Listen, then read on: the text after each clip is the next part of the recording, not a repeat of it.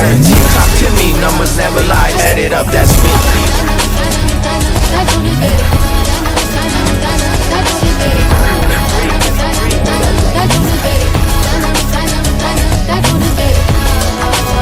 I said 23.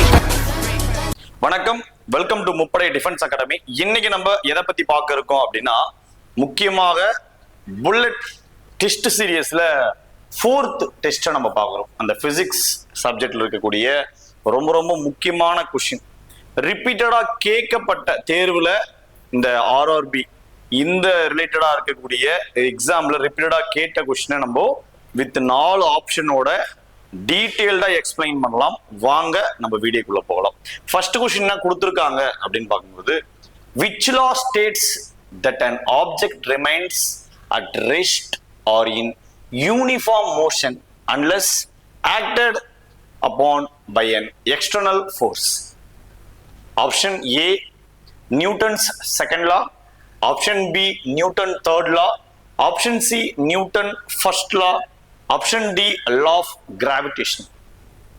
தமிழ்ல ஒரு பொருளின் இல்ல ஒரு பொருள் வெளிப்புற விசை செயல்படாத வரை ஓய்வு நிலையிலோ அல்லது சீரான இயக்கத்திலோ இருக்கும் என்று கூறும் விதி எது அப்படின்னு கொடுத்திருக்காங்க. இது இந்த கொஸ்டின் எதை தொடர்பானது அப்படின்னா, நியூட்டன் விதிகளை தொடர்பானது. சரிங்களா? ஃபர்ஸ்ட் இந்த நியூட்டன் விதி என்னென்ன அப்படின்றத நம்ம தெளிவா பார்த்துடலாம். அதுக்கடுத்து இந்த 4 ஆப்ஷனை பத்தி டிஸ்கஷன் பண்ணலாம். கவனிக்கலாங்களா? நியூட்டன் விதி என்ன சொல்லுது அதை பத்தி நம்ம பார்த்துடலாம். ஃபர்ஸ்ட் நியூட்டன் விதி 1 என்ன சொல்லுது அப்படின்றத இங்க பார்க்கலாம். நியூட்டன் விதி 1 என்ன சொல்லுது அப்படின்னா, புறவிசை ஏதும் செயல்படாத வரையில் அந்த பொருள் ஓய்வு நிலையிலோ அல்லது தொடர்ந்து இயங்கிக் கொண்டிருக்கக்கூடிய நேர்கோட்டு நிலையிலோ அதே நிலையில இருக்கும். அத ஒருவேளை புறவிசை செயல்பட்டாதான் அதோடைய நிலை மாறும், அப்போஸ் பண்ணும். சரிங்களா? அப்படி எதிர்க்கக்கூடிய அந்த நிலை நிலைம விதி அப்படின்ற நிலைம விதிக்கு ஒரு எக்ஸ்பிளனேஷனை கொடுக்கும். சரிங்களா? அப்ப நியூட்டன் முதல் விதி சரிங்களா, நிலைம விதி, நிலைம விதி என்று அழைக்கப்படும். Law of inertia. சரிங்களா? அடுத்து நியூட்டனுடைய 2ஆம் விதி. சரிங்களா?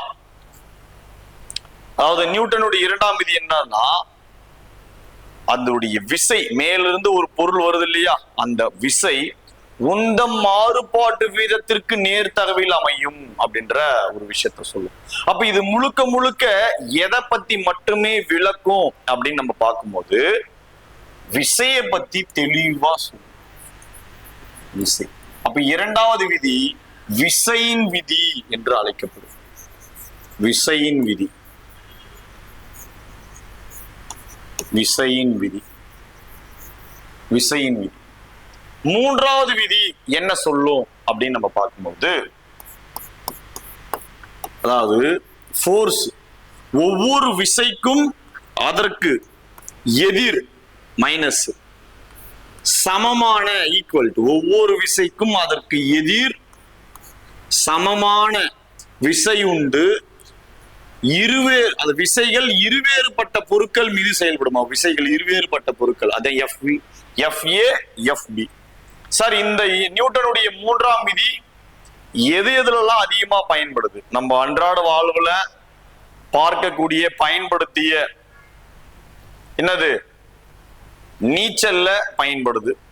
அடுத்து துப்பாக்கி சூடுதல்ல தோட்டா முன்னோக்கி செல்லும் போது, சரிங்களா, அந்த துப்பாக்கி பின்னோக்கி நம்மள தள்ளப்படும். அதுக்கடுத்து வேற எதுல சார் இருக்கு அப்படின்னு பார்க்கும்போது, பறவை பறத்தல், கீழ் நோக்கி காற்றை அழுத்தும் போது பறவை மேல் நோக்கி செல்கிறது. ஏவுகணை, இது மாதிரி நம்ம ராக்கெட், இது மாதிரி நம்ம எக்ஸெட்ரா சொல்லிட்டே போலாம். அப்போ இதெல்லாம் என்னது, நியூட்டனுடைய 3வது விதியா பார்க்கப்படுது. அடுத்த ஆப்ஷன் பாருங்க, ஈர்ப்பு விதி, லா ஆஃப் கிராவிடேஷன் அப்படின்னு நம்ம சொல்றோம். ஈர்ப்பு விதின்றது என்ன, அதை முதல்ல பார்த்துலாம். கவனிக்கலாங்களா? ஈர்ப்பு விதியை பத்தி சொன்னதும் புவியீர்ப்பு விதியை பத்தி சொன்னதும் யாரு அப்படின்னு பார்க்கும்போது நியூட்டன் தான். அவர் என்ன சொல்றாருன்னா, அண்டத்தில் ஒரு குறிப்பிட்ட நிறை கொண்ட பொருட்கள் ஒவ்வொன்றும், சரிங்களா, அதாவது ஒரு அண்டத்தில் உள்ள ஒவ்வொரு துகளும் மற்றொரு துகளை ஒரு குறிப்பிட்ட விசையுடன் கவர்ந்து இழுக்கிறது. அவ்விசையானது கவனிக்கணும், அவ்விசையானது நிறைகளின் பெருக்கல் பலனுக்கு நேர்த்தகவிலும் அவற்றுக்கிடையே உள்ள தொலைவின் இருமடிக்கு எதிர்த்தகவிலும் அமையும். சரிங்களா? சோ இதுதான் அந்த விஷயத்த நம்ம பாக்குறோம். சரிங்களா? அப்ப என்னது அப்படின்னு பார்க்கும்போது புவியீர்ப்பு விசை. சரிங்களா? ஒவ்வொரு துகளும் பிற துகளை குறிப்பிட்ட விசையுடன் கவர்ந்திழுக்கும். அவ்விசையானது நிறைகளின் பெருக்கல் பலனுக்கு நேர்த்தகவிலும் அவற்றுக்கிடையே உள்ள தொலைவின் இருமடிக்கு எதிர்த்தகவிலும் அமையும் அப்படின்னு நம்ம பார்த்திருக்கோம். சரிங்களா? இதுதான் பொது ஈர்ப்பியல் விதி நம்ம பார்க்கிறோம். சரிங்களா? இந்த பொது ஈர்ப்பியல் விதியை பயன்படுத்தி என்னென்ன பயன்பாடுகள் எல்லாம் இருக்கு அப்படின்னு நம்ம பார்க்கும் பொழுது, கோள்களுடைய பரிமாணங்களை தெளிவா அளந்தறிய இல்ல அதை பத்தி ஆராய முடியும். டைமென்ஷனலை ஆராய முடியும். அதுக்கடுத்து இந்த பொது ஈர்ப்பியல் விதி நம்ம சொல்றோம் இல்லையா, ஈர்ப்பு விதின்னு சொல்லிட்டு லா ஆஃப் கிராவிடேஷனல் அப்படின்னு சொல்லிட்டு, இந்த லா ஆஃப் கிராவிடேஷனலை வச்சு வேற என்ன சார் வரையறுக்க முடியும் அப்படின்னு நம்ம பார்க்கும் பொழுது, புதிதாக தோன்றிய கோள்கள் அல்லது விண்மீன்களை பற்றி அறிய முடியும். அதே போல புவியினுடைய ஆரம், ரேடியஸ் ஆஃப் எர்த், சரிங்களா, புவியின் நிறை, மாஸ் ஆஃப் த எர்த், புவியீர்ப்பு முடுக்கம், சரிங்களா, டியூ டு ஆக்சலரேஷன், சரிங்களா, ஆக்சலரேஷன் ஃபோர்ஸ், எர்த்துடைய ஆக்சலரேஷன் ஃபோர்ஸ் ஆஃப் எர்த், சரிங்களா, இது மாதிரி இருக்கக்கூடிய எல்லாத்தையுமே கணக்கிட முடியும். அது மட்டும் இல்லாம இந்த கோள்கள் மட்டும் இல்லாம சில நட்சத்திரங்கள், புவி இல்லாம பிற சில கோள்கள், இதனுடைய சீரற்ற நகர்வுகளை நம்மளால என்ன பண்ண முடியும், சரியான முறையில கணிக்க முடியும். அதுக்கடுத்து விதை முளைத்தல் தத்துவத்தை விளக்க முடியும். என்ன, எல்லாமே புவி சார்ந்து வேறு இயங்கும், ஒளி சார்ந்து தண்டு இலை எல்லாம் இயங்கும். சரிங்களா? இதுக்கு விதிவிலக்கா அபிசினியா தாவரம் இது மாதிரிலாம் நம்ம சொல்லிட்டே போலாம். ஏன்னா அதோடைய வேர்கள் மேல இருக்கும். ஆலமரம் எல்லாம் சொல்ல முடியாது, ஏன்னா அது மெக்கானிக்கல் சப்போர்ட்டுக்காக இருக்கக்கூடிய வேறு புவிச்சார் விஷயதா இருக்கும். சோ இது போல இது எல்லாத்தையும் விளக்கறதுக்கு உதவக்கூடிய ஒரு முக்கியமான ஒரு லாவா ஈர்ப்பு விதி அதனுடைய முக்கிய பயன்பாடுகளா நம்ம பார்க்கிறோம். சரிங்களா? சரி சார், இவ்வளவு நேரம் எக்ஸ்பிளனேஷன் 4 ஆப்ஷனை பத்தி பார்த்துட்டோம். அப்ப 4 ஆப்ஷன் புரிஞ்சிருக்கும். இப்ப சொல்லுங்க ஆன்சர். ஒரு பொருள் வெளிப்புற விசை செயல்படாத வரை ஓவில் நிலோ இல்ல சீரான இயக்க நிலை என்று கூறும் விதி என்ன விதி? நிலைம விதி. அந்த கூறக்கூடிய விதி நிலைம விதி என்று அழைக்கப்படக்கூடிய முதல் விதி. நிலைம விதின்றது வேற. சரிங்களா? அதாவது சீரான ஓய்வு நிலையோ அல்லது இயக்க நிலையோ புறவிசை செயல்பட்டா அதை எதிர்க்கும், அதை அப்போஸ் பண்ணும். அதை அப்போஸ் பண்ணாதான் அது நிலைம விதி. அது அப்படியே இருந்துச்சுன்னா ஓய்வு நிலை, இயக்க நிலை, இயக்க நிலை. சரிங்களா? புறவிசை செயல்படாத வரை அப்படியே இருக்கும்னு சொல்றது முதல் விதி. சரிங்களா? புரியுதா இல்லைங்களா? அதை அப்போஸ் பண்ணா நிலைம விதி, அப்படியே இருக்கும், ஒண்ணு ஓய்வு நிலையிலே இருக்கும் இல்ல இயக்க நிலையிலே இருக்கும்னு சொல்றது என்னது? முதல் விதி. அப்ப இதுக்கு உண்டான சரியான விடை எது வரும்? நியூட்டனின் முதல் விதி, நியூட்டன்ஸ் ஃபர்ஸ்ட் லா. புரிஞ்சுதுங்களா? இப்ப 4 ஆப்ஷனுக்கு உண்டான எக்ஸ்பிளனேஷன் ஓரலாவும் போர்டுல எழுதி நம்ம பார்த்தோம். இதுக்கு சரிங்களா கூடுதல் தகவல் இங்க கொடுத்துருக்கும் பாருங்க. என்ன, நியூட்டன் இரண்டாம் விதி ஆப்ஷன் 7 இருக்கக்கூடியது. சரிங்களா? இதை எழுதி வச்சுக்கோங்க, பைலிங்கல்ல தெளிவா கொடுத்துருக்கோம். நியூட்டன் இரண்டாம் விதி என்ன, ஒரு பொருளின் மீது செயல்படும் விசையானது அந்த பொருளின் உந்த மாறுபாட்டு வீதத்திற்கு நேர்த்தகவில் இருக்கும். சரிங்களா? F is equal to சொல்லலாம், இல்ல F is equal to ma. சரிங்களா? Newton second law, the force acting on an object is directly proportional to the rate of change of its momentum. சரிங்களா? அதுக்கடுத்து ஆப்ஷன் பி, நியூட்டன் மூன்றாம் விதி, ஒவ்வொரு வினைக்கும் அதற்கு சமமான எதிர்விசை உண்டு. இததான் நான் அங்கே எழுதுன என்னது, F equal to minus F. இந்த இடத்துல B A, ஏன்னா இருவேறுபட்ட பொருட்கள் மீது செயல்படும். Newton's third law, for every action there is an equal and opposite reaction அப்படின்னு நம்ம பார்க்கிறோம். அதுக்கடுத்து ஆப்ஷன் சி, நியூட்டன் முதல் விதி. இதுதான் ஆன்சராக நம்ம பார்த்தோம். ஒரு பொருள் வெளிப்புற விசை செயல்படாத வரை ஓய்வு நிலையிலோ அல்லது சீரான இயக்கத்திலோ தொடர்ந்து இருக்கும். இதுக்கு இன்னொரு பேர் என்னது? நிலைம விதி, law of inertia. சரிங்களா? Newton's first law, an object remained at rest or uniform motion unless acted upon by an external force, also known as the law of inertia. அடுத்து ஆப்ஷன் டி, ஈர்ப்பு விதி. ஈர்ப்பு விதி என்னது? பிரபஞ்சம். நான் அதை அண்டம்னு நான் கொடுத்திருப்பேன் உங்களுக்கு. சரிங்களா? அப்ப அதுதான் both are same, எல்லாருக்கும் தெரிஞ்சது. அப்ப பிரபஞ்சத்தில் உள்ள ஒவ்வொரு துகளும் மற்ற துகளை அவற்றின் நிறைகளின் பெருக்கல் பலனுக்கு நேர்த்தகவிலும், சரிங்களா, நிறைகளின் பெருக்கல் பலனுக்கு நேர்த்தகவிலும் அவற்றுக்கிடையே உள்ள தொலைவின் இருமடிக்கு எதிர்த்தகவிலும் அமையும். சரிங்களா? எதிர்த்தகவில் ஈர்க்கிறது. சோ அதாவது கொடுத்திருக்காங்க, every particles in an universe attracts every other particles with a force proportional, அதான் டைரக்ட் ப்ரொபோர்ஷனல் தான் அப்படி சொல்றாங்க. சரிங்களா? Direct proportional to product of their masses and inversely proportional to the square of the distance between them. சரிங்களா? இதை note பண்ணிக்கலாம், ரொம்ப முக்கியமானது. செகண்ட் क्वेश्चन போயிடலாம். என்ன அதை பத்தி பார்த்துடலாங்களா? செகண்ட் क्वेश्चन வாங்க. Which situation is an examples of Newton first law where passenger fall backward when a bus starts suddenly due to inertia of rest? Option A, rocket launch. Option B, catching a ball. Option C, bus starting suddenly. Option D, falling apple. பேருந்து திடீரென நகரும் போது பயணிகள் பின்னால் சாய்வது ஓய்வு இடைமறுப்பு காரணமாக ஏற்படுவது எந்த விதிக்கு எடுத்துக்காட்டு அப்படின்னு நம்ம சொல்றோம். சரிங்களா? ராக்கெட் பறத்தல் ஆப்ஷன் ஏ, பந்து பிடித்தல் ஆப்ஷன் பி, ஆப்ஷன் சி பேருந்து திடீர் இயக்கம், ஆப்ஷன் டி ஆப்பிள் விழுதல். சரிங்களா? சோ அதை பத்தி நம்ம பார்த்துடலாம். இந்த கொஸ்டினை பார்க்கறதுக்கு முன்னாடி நம்ம எதை தெரிஞ்சுக்கணும் அப்படின்னு பார்க்கும்போது, சரிங்களா, நிலைமம் அப்படின்னா என்னன்னு தெரியணும். நிலைமம்னா என்னன்னு தெரியணும் மற்றும் அதனுடைய வகை. இது தெரிஞ்சா இந்த கொஸ்டினை அடிச்சுட்டு போயிட்டே இருக்கலாம். English medium students, inertia and types of inertia. First inertia, அதை பத்தி நம்ம பார்த்துடலாங்களா?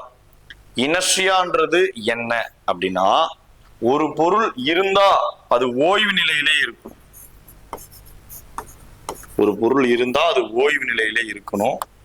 அப்படி இல்லைன்னா இயக்கம், மோஷன், இயக்கம்.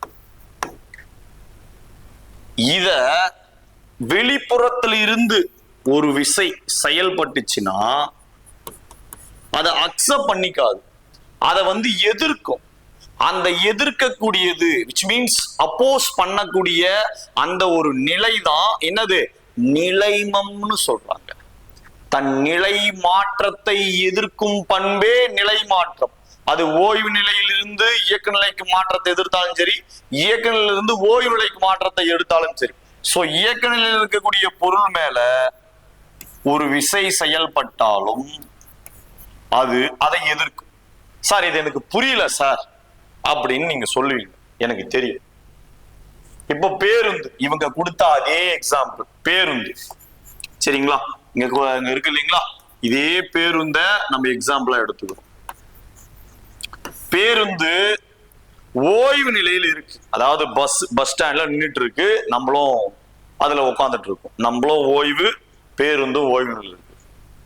இப்ப டக்குன்னு பேருந்து ஸ்பீடா ஃபார்வர்ட்ல மூவ் ஆகுது அப்படின்னும் போது நம்மளும் மூவ் ஆக மாட்டோம். நம்ம என்ன பண்ணுவோம்? நம்ம உடல் ஓய்வு நிலையில் இருக்கு. டக்குன்னு புறவிசை செயல்பட்டா அதை எதிர்க்கும். அதை எதிர்க்கிறதுனால தான் பஸ் முன்னோக்கி சென்றா நம்ம பின்னோக்கி சாய்வோம். அதே போலதான் இது ஓய்வில் நிலைமம்.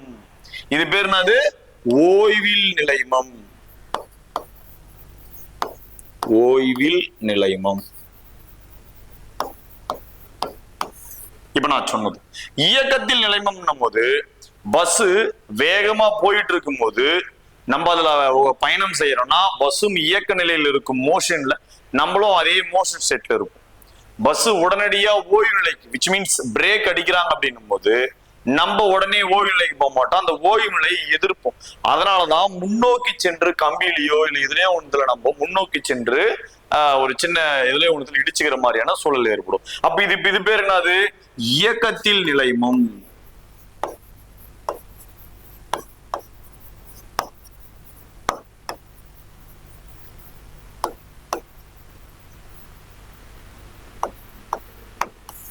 இயக்கத்தில் நிலைமம் இரண்டாவது முடிஞ்சாச்சு.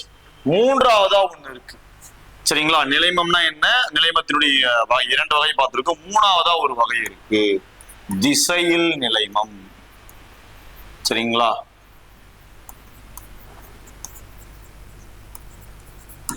திசையில் நிலைமம் அதே பைக்கோ காரோ எதுலயே ஒண்ணுல நம்ம போயிட்டு இருக்கு அப்படின்னா, இந்த சைடு ரைட் சைடு டேர்ன் ஆனா நம்ம லெஃப்ட் சைடு வளைவோம், விழுவோம், இல்ல சாய்வோம்.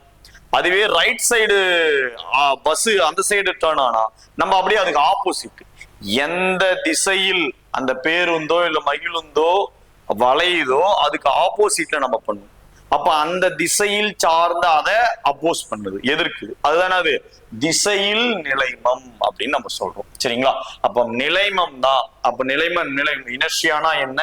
Types of inertia. சரிங்களா. அப்போ ஓய்வில் நிலைமம். சரிங்களா. Inertia of rest, inertia of motion, inertia of direction. இது மூணு விஷயத்த நம்ம பார்த்திருக்கோம். சரிங்களா. சரி, இதுல என்ன சார் ஆன்சர் இதுக்கு அப்படின்னு நம்ம பார்க்கும் பொழுது, பேருந்து திடீரென இயக்கந்து காரணமாக இந்த ஒரு நிலைமம் இந்த ஒரு சூழல் திடீர்னு நம்ம பின்னால சாயறதுக்கு காரணம் பேருந்தினுடைய திடீர் இயக்கம் தான் ஏற்படும். அப்ப ராக்கெட் பறத்தல் வருமா, பந்து பிடித்தல் வருமா, ஆப்பிள் விழுதல் வருமா அப்படின்னா அதெல்லாம் வராது. சோ அது ரிலேட்டடா இருக்கக்கூடிய, இப்போ ஆன்சர் ரிலேட்டடா இருக்கக்கூடிய விளக்கத்தை நம்ம பார்த்தோம். 4 ஆப்ஷன் ரிலேட்டடா இருக்கக்கூடிய விளக்கத்தை நம்ம பார்த்துடலாங்களா? இதை ஜஸ்ட் நோட் பண்ணீங்க, அதை பத்தின விளக்கத்தை நம்ம பார்த்துலாம். ஸ்கிரீன் பாஸ் பண்ணி ஃபர்ஸ்ட் ஆப்ஷன் பார்க்கலாம். என்ன இருக்கு ஃபர்ஸ்ட் ஆப்ஷன்ல அப்படின்னு நம்ம பார்க்கும்போது, ராக்கெட் ஏவுதல் ஆப்ஷன் ஏ. நியூட்டனுடைய 3ஆம் விதிக்கு ஒவ்வொரு வினைக்கும் அல்லது ஒவ்வொரு விசைக்கும் அதற்கு எதிர் சமமான விசை உண்டு அப்படின்னு நம்ம பார்த்தோம். சரிங்களா. இததான் நம்ம போன கொஸ்டின்லே FA மைனஸ் FB அப்படின்னு நம்ம பார்த்தோம். சரிங்களா. ராக்கெட் ஏவுதலுக்கு சிறந்த உதாரணமா பார்க்கப்படுது. ஒவ்வொரு வினைக்கும் சமமான எதிர்வினை உண்டு. Rocket launch, this is a classic example of the Newton's third law. Every action has an equal and opposite reaction அப்படின்ற third lawல இது இருக்கு. அதுக்கடுத்து பந்து பிடித்தல். சரிங்களா. Option B. பந்து பிடித்தல் என்றது என்னன்னா, அந்த உந்தம் இருக்கு இல்லையா, அது அப்படியே பிடிச்சா கைக்கு அடி விழும். அதனால அதை அப்படியே குறைக்கிறதுக்காக அப்படியே கீழ் நோக்கி கொண்டு வருவாங்க இல்லையா, அதுதான். அப்ப பந்து பிடிக்கும் போது கைகளை பின்னோக்கி இழுப்பது உந்தத்தை மாற்றுவதற்கான நேரத்தை அதிகரித்து விசை பாதிப்பை குறைக்கிறது. நியூட்டனுடைய 2ஆம் விதி அது. சரிங்களா. அப்ப விசையின் அதனுடைய உந்த மாறுபாட்டு வீதம். சரிங்களா. உந்த மாறுபாட்டு வீதம், விசை உந்த மாறுபாட்டு வீதத்திற்கு நேர்த்தகவில் அமையும் நம்ம சொல்றோம் இல்லையா. சோ அதனுடைய தாக்கத்தை குறைக்கிறதுக்காக எந்த டைரக்ஷன் வருதோ அதே டைரக்ஷன்ல அப்படியே கொண்டு போகுது. சரிங்களா. சோ அதுதான் இது. அப்ப நியூட்டனுடைய 2ஆம் விதியை நம்ம பாக்குறோம். Catching a ball. சரிங்களா. இந்த pulling hands back while catching. சரிங்களா. Increasing the time of the momentum change to reduce the impact force. இது நியூட்டனுடைய செகண்ட் லாவில் அமையும். சரிங்களா. நோட் பண்ணிக்கலாம். ஆப்ஷன் சி பத்தி நம்ம பார்த்துடலாம். ஆப்ஷன் சி பேருந்து. ஆக்சுவலா இதுதான் ஆப்ஷன், நமக்கு ஆன்சரும் இதுதான். சரிங்களா. என்ன அப்படின்னு நம்ம பார்க்கும்பொழுது, பேருந்து திடீரென நகர தொடங்கும் போது உடலின் கீழ்ப்பகுதி பேருந்துடன் நகரும். ஆனால் மேல் பகுதி ஓய்வு நிலைமத்தினால் அங்கேயே இருக்க முயற்சிப்பதால் பயணிகள் பின்னோக்கி சாய்கின்றன. அதுதான் அதுக்குண்டான கான்செப்டா நம்ம பார்க்கிறோம். சரிங்களா. பஸ் சரிங்களா. Starting suddenly, when a bus starts moving, the lower body moves with it while the upper body சரிங்களா tries to stay at rest due to inertia. சரிங்களா. causing passenger to fall backward. சரிங்களா. நிலைமம் already நம்ம இதை பத்தி தான் நம்ம நிலைமம்னா என்ன நம்ம பார்த்தாச்சு. அதடுத்து ஆப்பிள் விழுதல், விசையின் காரணமாக புறவிசை செயல்பட்டு விழுது. அப்போ விசை சரிங்களா. ஒரு மரத்திலிருந்து ஆப்பிள் கீழே விழுவது புவியீர்ப்பு விசைக்கு சரிங்களா சிறந்த எடுத்துக்காட்டா நம்ம பாக்குறோம். நியூட்டன் சரிங்களா லா ஆஃப் கிராவிடேஷனுக்கு an apple falling from a trees is a primary example of the force of gravity, Newton's law of gravitation சரிங்களா. சோ இந்த ஆப்ஷன் ரொம்ப முக்கியமானது, நோட் பண்ணி வச்சுக்கங்க. நெக்ஸ்ட் क्वेश्चन பார்த்துடலாங்களா? என்ன அத பத்தின details. SI unit of stress is dash, அழுத்தத்தின் SI அலகு என்ன அப்படின்னு கொடுத்திருக்காங்க. ஃபர்ஸ்ட் அழுத்தம்னா என்ன அப்படின்றத நம்ம பார்த்துடலாம். அழுத்தம் ஒரு பரப்பு இருக்கு அப்படின்னு வச்சுக்கலாம் சரிங்களா. இது லென்த், பிரெத், நீளம் அகலம் அப்படின்றது போல. இது மேல சரிங்களா. இப்ப இந்த இன்டராக்ட் பேனல் கூட இருக்குதுன்னா ஒரு அழுத்தத்தை கொடுத்து தான் நம்ம எழுதுற மாதிரி இருக்கு, அதுல உராய்வு விசை செயல்படுறதால சரிங்களா. Catch my point. அதே சேம் தான் ஒரு பரப்பு இந்த இன்டராக்ட் பேனலே எடுத்துக்கலாம் ஸ்மார்ட் போர்டு. இதுல நான் ஒரு அழுத்தத்தை கொடுக்குறேன் இல்லையா, சோ அதுதான் ஒரு பரப்பின் மீது. அப்ப பரப்புனா நீளம் இன்ட்டு அகலம். அப்ப நீளம் இன்ட்டு அகலம்னா அப்ப இது ஒரு எம், இது ஒரு எம், அப்ப எம் ஸ்கொயர். அது மேல ஒரு விசை செயல்படுது, அப்ப ஃபோர்ஸ். அப்ப விசையின் அலகு என்னது? நியூட்டன். அப்ப என்ன வரும்? நியூட்டன். ஒரு பரப்பு ஏரியா, ஏரியாவுக்கு மேல செயல்படுற ஃபோர்ஸ். அப்ப இதனுடைய அலகு நியூட்டன். ஏரியாவுக்கு என்னது? Metre square. பக்கம் இன்ட்டு பக்கம் சரிங்களா. அப்ப இதுதான் நியூட்டன் மீட்டர் ஸ்கொயர். இந்த நியூட்டன் மீட்டர் ஸ்கொயரை நம்ம என்ன பண்ணலாம்? இந்த இதை மேல கொண்டு போனா நியூட்டன் மீட்டர் இன்வெர்ஸ் 2. இதுதான் இதுக்கு உண்டான சரியான ஃபார்முலாவா பார்க்கப்படுது. அப்ப SI அலகு என்னது? நியூட்டன் மீட்டர் இன்வெர்ஸ் 2, இல்லைன்னா நியூட்டன் பை மீட்டர் ஸ்கொயர்னு இருக்கும் சரிங்களா. அப்போ நியூட்டன் பை மீட்டர் ஸ்கொயர் எங்க இருக்கு பார்க்கலாம். அழுத்தத்தின் SI அலகு நியூட்டன் பை மீட்டர் ஸ்கொயர். இதை அழுத்தத்துக்கு பாஸ்கல் அப்படின்ற ஒரு விஷயத்தாலும் மென்ஷன் பண்ணுவோம். சரி, நெக்ஸ்ட் பார்க்கும்பொழுது இந்த கிலோகிராம் பை சென்டிமீட்டர் ஸ்கொயர் அப்படின்றது ஒரு குறிப்பிட்ட பரப்பள செயல்படக்கூடிய அந்த நிறையினுடைய கான்செப்டா சொல்லப்படுது. இது எதனுடைய SI அலகாகவும் கிடையாது. அதுக்கடுத்து நியூட்டன். நியூட்டன் என்பது என்னது? விசையின் அலகு. விசையின் அலகு. அதுக்கப்புறம் பார்க்கும்போது உந்து விசையின் அலகு த்ரஸ்ட். உந்து விசையின் அலகு நம்ம சொல்லிட்டே போலாம். அதுக்கடுத்து வாட். வாட் அப்படின்னு பார்க்கும்பொழுது திறன், திறனுடைய அலகு சரிங்களா. திறனுடைய அலகு அதாவது ஒரு குறிப்பிட்ட டைம்ல எவ்வளவு ஒர்க் முடிஞ்சிருக்குன்றத பொறுத்துதான் அதனுடைய திறன் அப்படின்றது இருக்கு சரிங்களா. சோ திறனுடைய அலகு வாட். இந்த வாட்னு எதுக்கு பேர் வந்தது அப்படின்னு பார்க்கும் பொழுது நீராவி இயந்திரம் சரிங்களா. அதாவது ஸ்ட்ரீமிங் இது இருக்கு இல்லையா. அப்போ இத கண்டுபிடிக்கப்பட்ட அறிவியல் அறிஞர் தான் ஜேம்ஸ் வாட். அவரை கௌரவப்படுத்தணும் என்பதற்காக திறனினுடைய அலகா வாட் கொடுக்கப்பட்டிருக்கும். சோ இதனுடைய சரியான விடை அழுத்தம், ஸ்ட்ரெஸ் உடைய சரியான விடை நியூட்டன் பை மீட்டர் ஸ்கொயர் என்பது சரியான விடை. 4 ஆப்ஷனையும் நம்ம பார்த்தோம். இதோடைய கூடுதல் தகவல் கொடுத்துருக்கோம் பாருங்க, ஆல்ரெடி டிஸ்கஷன் பண்ணதுதான். என்ன கொடுத்துருக்கோம்? Kilogram per metre square, centimetre square. Actually இது ஒரு குறிப்பிட்ட பரப்பின் மீது செயல்படக்கூடிய நிறைய குறிக்கக்கூடிய அலகா பார்க்கப்படுது. ஆனா இது எதனுடைய SI அலகாவும் கிடையாது. This unit represent mass acting over an area, not an SI unit. அடுத்து நியூட்டன். இது விசையை அளவிட பயன்படும் SI அலகு. This is the SI unit used to measure force. Newton by metre square. இது அழுத்தம், அழுத்தத்தினுடைய SI அலகா பார்க்கப்படுது. இதனை பாஸ்கல், PA என்று அழைக்கலாம் சரிங்களா. Pascal. This is the SI unit of stress, also known as pascal சரிங்களா. அழுத்தத்தினுடைய SI அலகு பாஸ்கல் சரிங்களா. அதுக்கடுத்து இது திறன், பவர் அளவிட பயன்படக்கூடிய SI அலகா பார்க்கப்படுது what. This is the SI unit used to measure power சரிங்களா. நோட் பண்ணிக்கலாம். 4 ஆப்ஷன். Next question பார்த்துடலாங்களா. ரொம்ப ரொம்ப முக்கியமானது இது, கவனிச்சுக்கலாம்.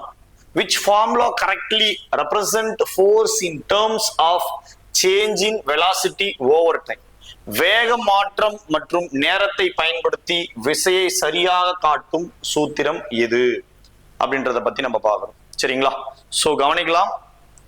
இதுக்கு உண்டான சரியான விடை எது அப்படின்னு நம்ம பார்க்கும் பொழுது ஆப்ஷன் பி என்பது சரியான விடையா பார்க்கப்படுது. சரிங்களா?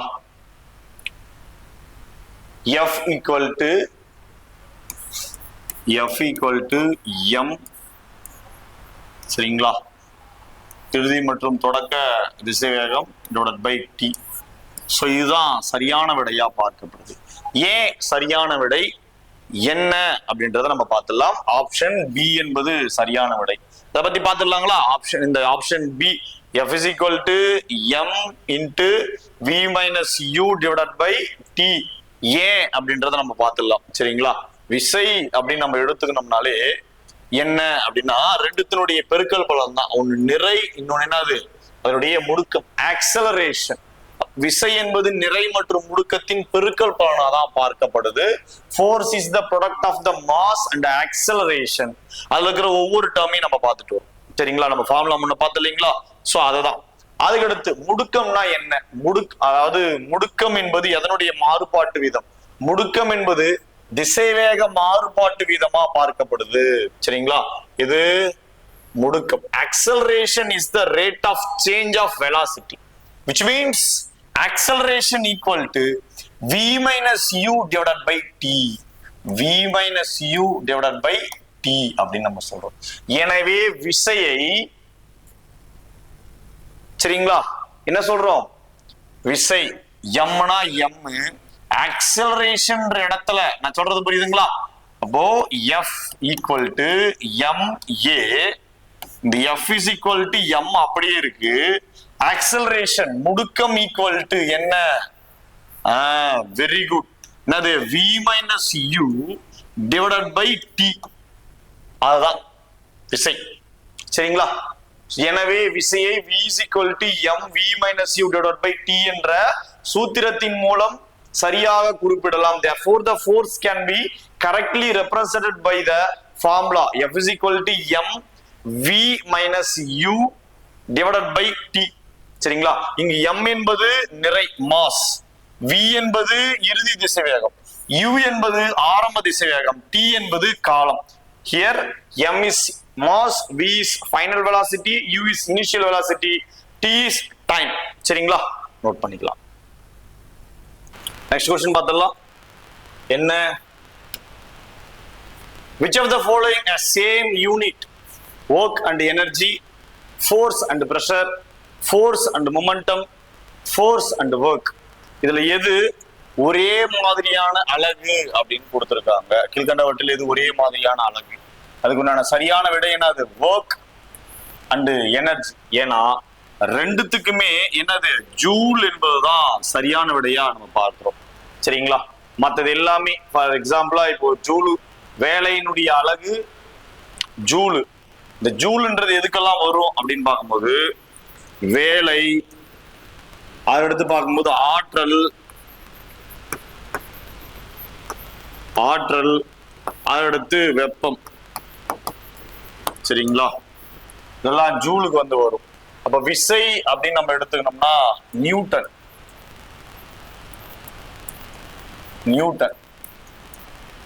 அழுத்தம் அப்படின்னு எடுத்துக்கணும்னா நியூட்டன் பை மீட்டர் ஸ்கொயர் அல்லது பாஸ்கல். அதுவே விசை அப்படின்னு எடுத்துக்கணும்னா இந்த இடத்துல நியூட்டன்,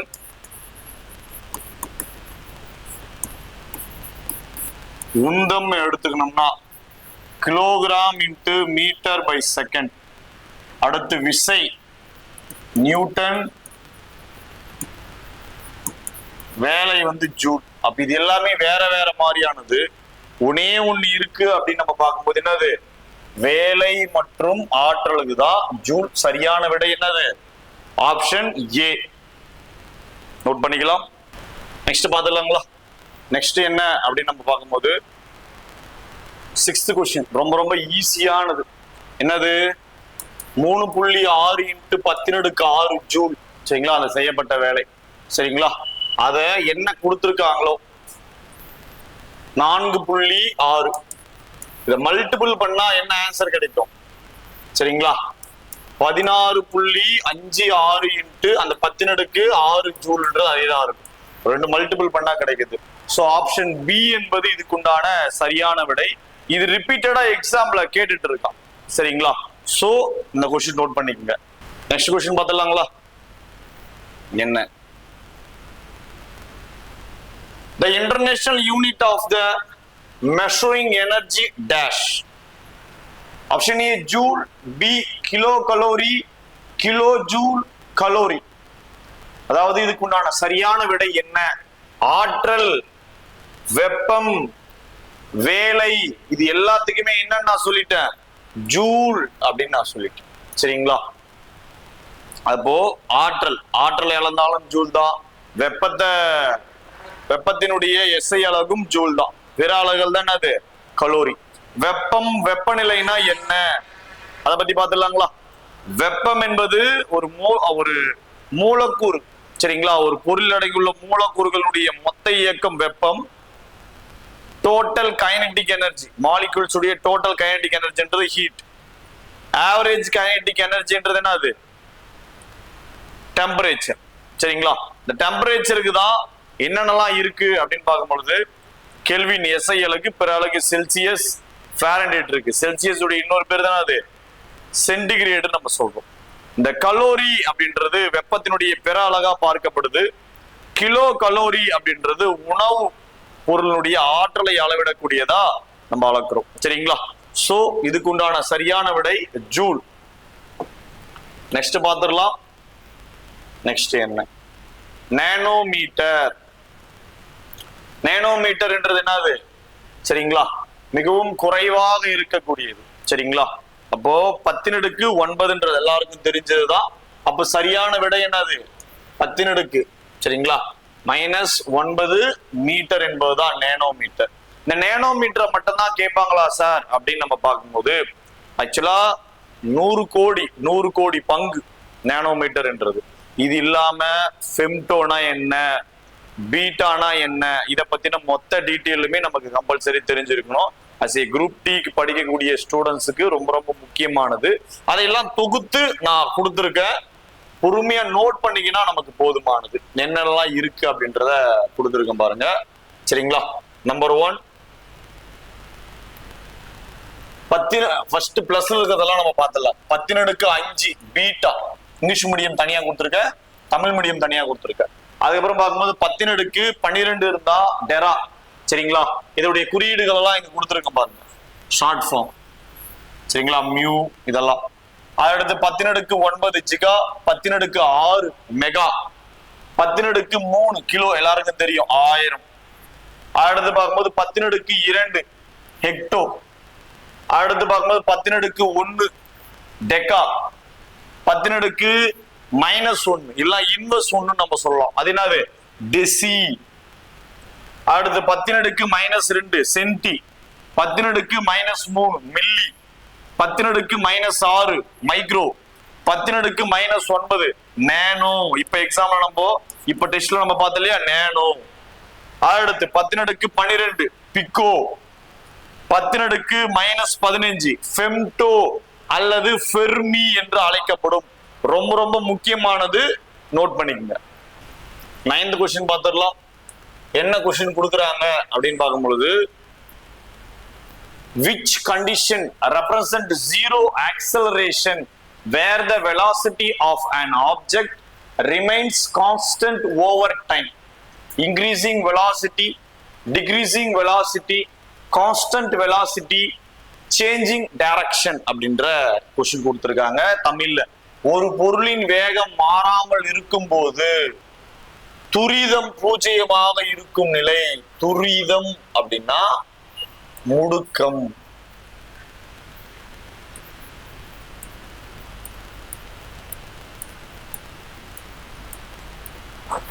முடுக்கம் அப்ப என்னது? வேகம் அதிகரிக்கும், அதடுத்து வேகம் குறையும், நிலையான வேகம், திசை மாறும் அப்படின்னு கொடுத்திருக்காங்க. அப்ப ஒரே கான்செப்ட்ல போகுது அப்படின்னா எது மாறல? முடுக்கம் மாறல அப்படின்னா சேம் ஸ்பீட்ல இருக்கும், நிலையான ஸ்பீட்ல இருக்கும். அப்ப நிலையான வேகம். முடுக்கம் இன்க்ரீஸ் ஆச்சு, இந்த முடுக்கம் ஆக்சலரேஷன் இருக்கு இல்லையா, ஜீரோ ஆக்சலரேஷன்னா பேலன்ஸா போகுதுன்னு அர்த்தம். அதே ஆக்சலரேஷன் இன்க்ரீஸ் ஆச்சுன்னா வேகம் கூடிட்டு போகுதுன்னு அர்த்தம். ஆக்சலரேஷன் குறைஞ்சது, முடுக்கம் குறையுது அப்படின்னா வேகம் குறையுதுன்னு அர்த்தம். சரிங்களா? சோ இதுக்குண்டான சரியான விடை நம்ம பார்த்தாச்சு. விளக்கங்களை நம்ம பார்த்துடலாங்களா? Answer option C. இப்ப நான் கொடுத்த விளக்கத்தை பைலிங்ல டைப் பண்ணி கொடுத்துருக்கேன். என்ன, திசைவேகம் அதிகரிக்கும் போது, வெலாசிட்டி இன்க்ரீஸ் ஆகும் போது அதனுடைய முடுக்கம் எப்படி இருக்கும்? பிளஸ் நோக்கி இருக்கும். சார் அதனால சார் பிளஸ் நோக்கி. பைக்ல நம்ம போறல 20, 30, 40, 50 அப்படின்ற மாதிரி ஸ்பீடு இன்க்ரீஸ் ஆகிட்டே போகும் முடுக்கம். அப்ப என்னது, திசைவேகம் அதிகரிக்கும் போது முடுக்கம் நேர்மறையாக பாசிட்டிவா இருக்கும். சரிங்களா? when velocity increased acceleration is positive. அடுத்து திசைவேகம் குறையும் போது முடுக்கம் எதிர்மறை நெகட்டிவா இருக்கும். நெகட்டிவ்னா அப்படியே 60, 40, 20ன்ற மாதிரி அப்படியே குறைஞ்சிட்டே வரக்கூடியது. when velocity decrease acceleration is negative. திசைவேகத்தில் மாற்றம் இல்லாததால் முடுக்கம் சுழியாக இருக்கும். அந்த வெலாசிட்டில என்ன மாற்றம் இல்லைன்னா முடுக்கம் எப்படி இருக்கும்?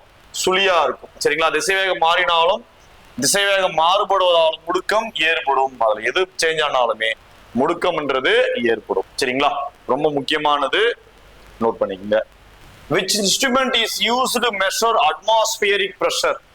வளிமண்டல அழுத்தத்தை அளக்க பயன்படும் கருவி என்னது அப்படின்னு நம்ம பார்க்கிறோம். அப்ப வளிமண்டல அழுத்தத்தை அளக்க பயன்படும் கருவின்றது பாரோமீட்டர். சரிங்களா? பாரோமீட்டர். சரிங்களா? இத காற்றழுத்தமானி அப்படின்ற ஒரு பெயரால சொல்லுவாங்க. அடுத்து பாதரசமானி அப்படின்ற ஒரு வட்டார வழக்கு, ஏன்னா அதுல பாதரசம் இருக்கு. சரிங்களா? சரி, இதை யாரு கண்டுபிடிச்சாங்க அப்படின்னு பார்க்கும்போது டாரிசெல்லி என்பவரால கண்டுபிடிக்கப்பட்டிருக்கும். டாரிசெல்லி. இந்த பாரோமீட்டர் என்பது என்ன அப்படின்னு பார்க்கும்போது வளிமண்டல அழுத்தத்தை கணக்கிடக்கூடியது. அப்ப வளிமண்டலம்னா என்ன அப்படின்றத தெளிவா பார்த்துக்கலாம். வளிமண்டலம்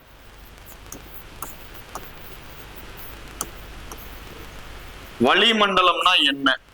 இப்ப இதுதான் நம் வாழக்கூடிய பூமி அப்படின்னு நம்ம எடுத்துக்கணும்னா இதை சுற்றி கிட்டத்தட்ட ஒரு 5 லேயரா, இடம் பத்தல, கிட்டத்தட்ட 5 லேயரா மேலிருந்து இங்க கொஞ்சம் குறைவா இருக்க அழுத்தம், அதை விட கொஞ்சம் அதிகம், அதை விட கொஞ்சம் அதிகம், போக போக குறைஞ்சுட்டே போவோம், கீழ் நோக்கி வரக்கூடியது. அப்போ இந்த கீழ் நோக்கி அழுத்தக்கூடிய அந்த அழுத்தம் அல்லது எடையதான் நம்ம என்னது வளிமண்டல அழுத்தம் அப்படின்னு நம்ம சொல்றோம். வளிமண்டல அழுத்தம். வளிமண்டலம்னா என்ன? பூமியை சுற்றி காற்றால் நிறைந்துள்ள பகுதி தான் என்னது வளிமண்டலம், அட்மாஸ்பியர்னு சொல்றோம். இந்த அட்மாஸ்பியர் அளக்கக்கூடியதுதான் காற்றழுத்தமானி, பாரோமீட்டர் நம்ம பார்க்கிறோம். சரிங்களா? மற்ற ஆப்ஷன்லாம் என்னென்ன, லாக்டோமீட்டர், தெர்மோமீட்டர், இதை பத்தி எல்லாம் நம்ம பார்த்துடலாம். சரிங்களா? பாலின் அடர்த்தி மற்றும் தூய்மையை கண்டறிய பயன்படக்கூடியதுதான் என்னது இந்த லாக்டோமீட்டர்னு சொல்றோம். It used to measure the density and purity of milk. வளிமண்டல அழுத்தத்தை அளவிடக்கூடிய ஒரு கருவிதான் என்னது இந்த பாரோமீட்டர் சொல்லும். This is the instrument used to measure atmospheric pressure, also known as barometers. அதுக்கடுத்து மனித உடல் அல்லது பொருட்களுடைய வெப்பத்தை அளக்க பயன்படுவதுதான் என்னது வெப்பநிலைமானி, தெர்மோமீட்டர்ஸ் நம்ம சொல்றோம். மனிதனுடைய உடல் வெப்பநிலை அளக்கக்கூடிய தெர்மோமீட்டர்ஸ் இப்போ டிஜிட்டல் முறையில பயன்படுத்தப்பட்டாலும் ஆரம்ப காலகட்டத்துல பாதரசம் பயன்படுத்தப்பட்டது. சரிங்களா? அதுக்கடுத்து பார்க்கும்போது சில பாதரசம் அல்லது ஆல்கால் பயன்படுத்தப்பட்டது. சரிங்களா? 2 விதமான அளவுகள் இருக்கும் அந்த தெர்மோமீட்டர்ல. ஒன்னு செல்சியஸ், இன்னொன்னு பார்க்கும்போது ஃபாரன்ஹீட் தான் அளந்துப்பாங்க. அதே ஆய்வக வெப்பநிலை மாநில ஒரே ஒரு அளவுதான் இருக்கும், செல்சியஸ். -10 இருந்து 110 என்ற அளவுல இருக்கும். -10 டிகிரி செல்சியஸ்ல இருந்து 110 டிகிரி செல்சியஸ் வரை காணப்படும். சரிங்களா?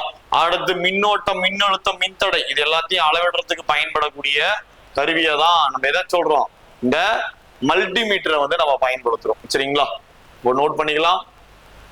நெக்ஸ்ட் क्वेश्चन பார்த்துலாங்களா? which force always act opposite to the direction of motion and opposes the relative motion between surfaces?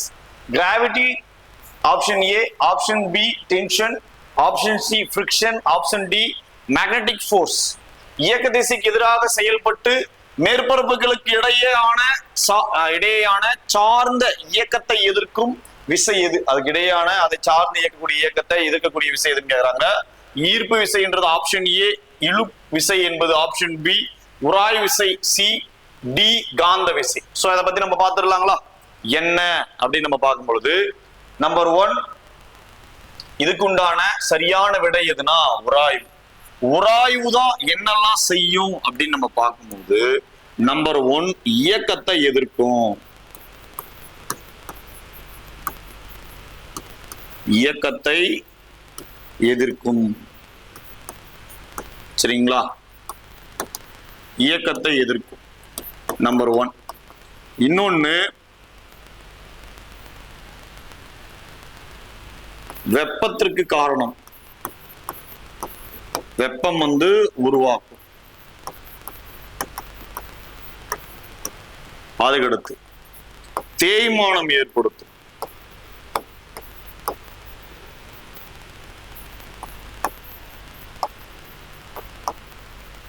தேய்மானம் ஏற்படும்.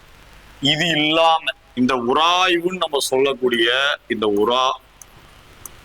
இது 2 விதமா வகைப்படும். ஒண்ணு நிலைம உராய்வு, நிலைம உராய்வுல நிலை உராய்வு. நிலை உராய்வு ஆங்கிலத்துல ஸ்டாட்டிக் ஃபிரிக்ஷன். அதடுத்து பார்க்கும்போது இயக்க உராய்வு.